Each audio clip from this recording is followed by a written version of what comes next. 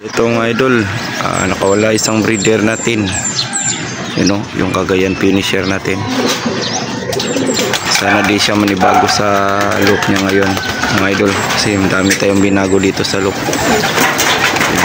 Parating na ng mga warriors natin galing rondahan. Barakong-barako yung warriors natin na yung si Cagayan finisher.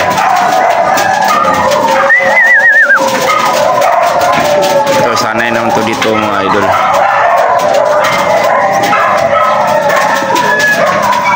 Parating lang ng mga ibang warriors natin galing sa rondahan. Mahigit 30 minutes yung nilipad nila.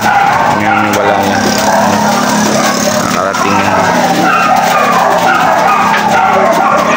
Yung natin, red checkered sign. Di pa lumabas yung sa ating